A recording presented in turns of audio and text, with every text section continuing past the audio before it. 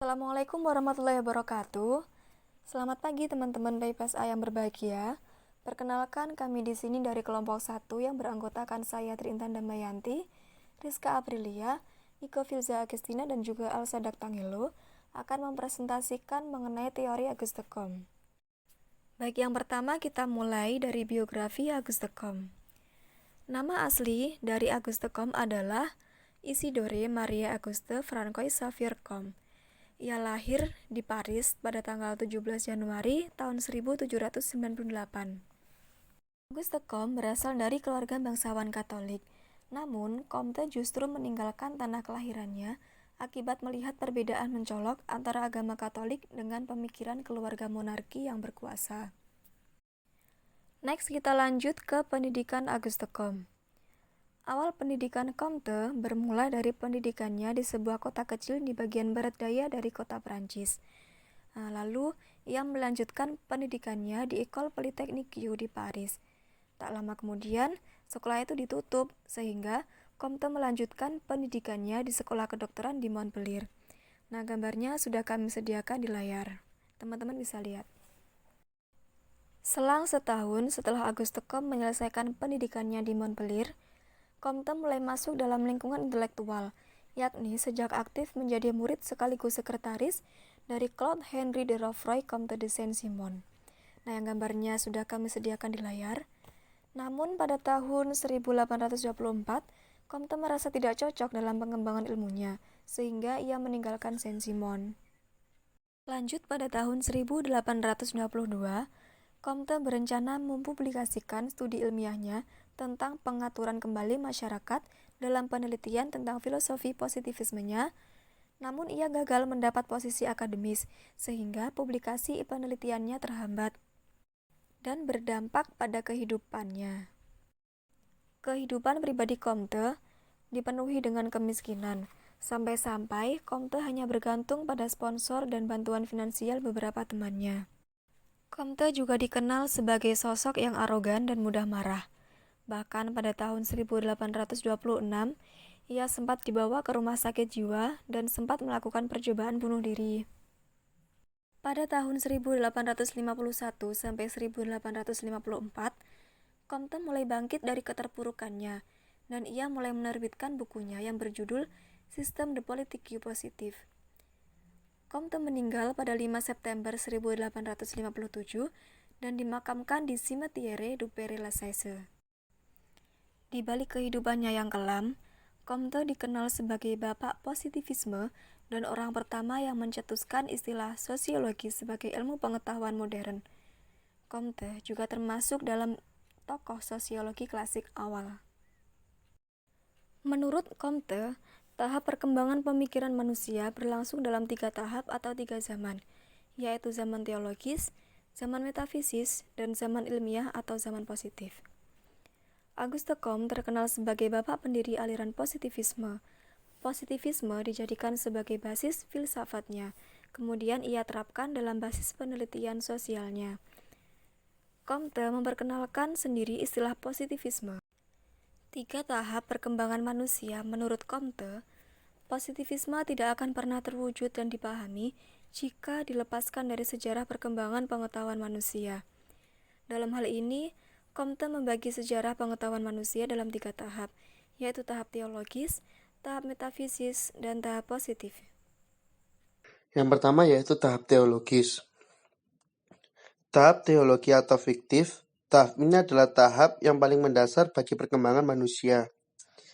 Dalam tahap ini, manusia selalu mencari sebab yang utama dan tujuan akhir segala sesuatu yang ada. Manusia selalu mengarahkan rohnya kepada hakikat batiniah segala sesuatu, sebab pertama dan tujuan akhir sebagai sesuatu.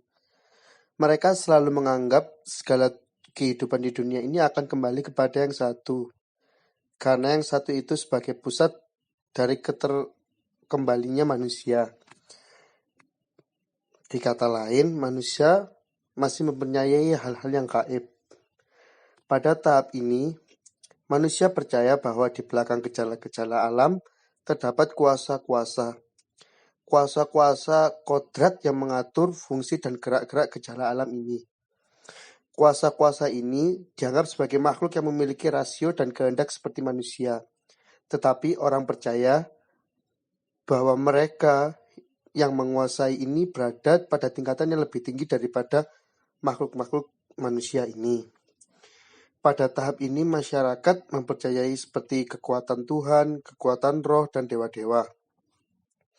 Contoh sederhananya dalam masyarakat Indonesia ini adalah sebagian masyarakat masih mempercayai dengan kekuatan-kekuatan gaib.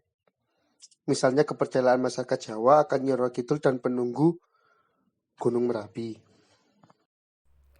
Yang selanjutnya ada tahap metafisik atau yang disebut dengan revolutionary crisis. Tahap ini ditandai dengan adanya satu kepercayaan manusia akan hukum-hukum alam secara abstrak yang diilustrasikan dengan bentuk pemikiran yang bersifat filosofis, abstrak, dan universal. Pada tahap metafisik, manusia mempercayai kekuatan alam tanpa pembuktian ilmiah. Manusia belum berusaha untuk mencari sebab dan akibat gejala-gejala. Contohnya adalah percaya kepada batu besar, pohon, dan lain sebagainya. Tahapan ini merupakan fase transisi antara tahap teologis menuju ke tahap positivistik, sehingga disebut dengan masa remaja intelijensi manusia. Jadi, kepercayaan bukan lagi kepada kekuatan dewa-dewa, akan tetapi pemikiran manusia terbelenggu oleh konsep filosofis dan metafisis yang ditanamkan oleh filosof maupun orang agamawan secara abstrak dan universal.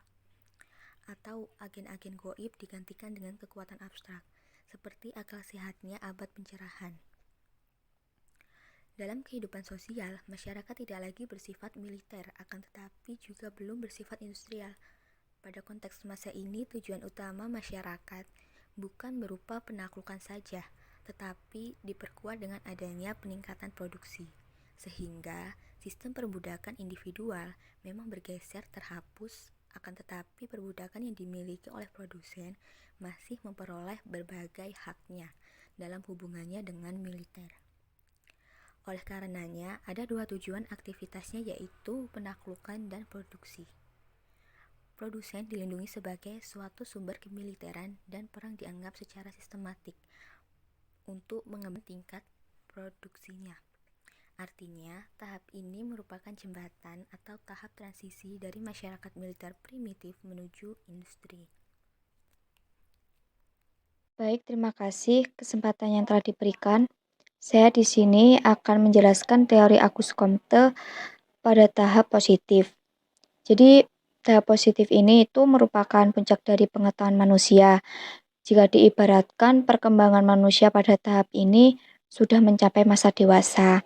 Pada tahap ini manusia tidak mencari sebab-sebab peristiwa di luar yang diamati, tidak lagi mencari ide-ide absolut, asli, penentu takdir alam semesta, dan penyebab fenomena, tetapi menelusuri hukum-hukum alam yang menentukan fenomena dengan cara menumpukan rangkaian hubungan dari alam itu sendiri.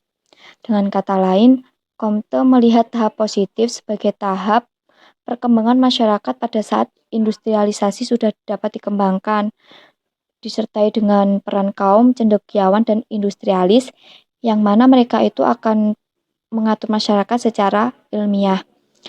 Kan dalam tahap teologi, kesatuan keluarga menjadi peran yang sangat sentral. Kemudian tahap metafisik, negara merupakan dasar. Dan pada tahap positif inilah semua manusia yang menjadi dasar. Comte itu juga berusaha mengadakan kesatuan antara ilmu pasti dan ilmu empiris.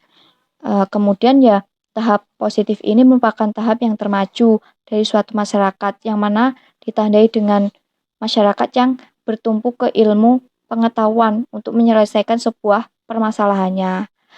Seperti itu. Demikian presentasi dari kelompok kami. Apabila ada kekurangan mohon maaf. Akhirul kalam. Wassalamualaikum warahmatullahi wabarakatuh.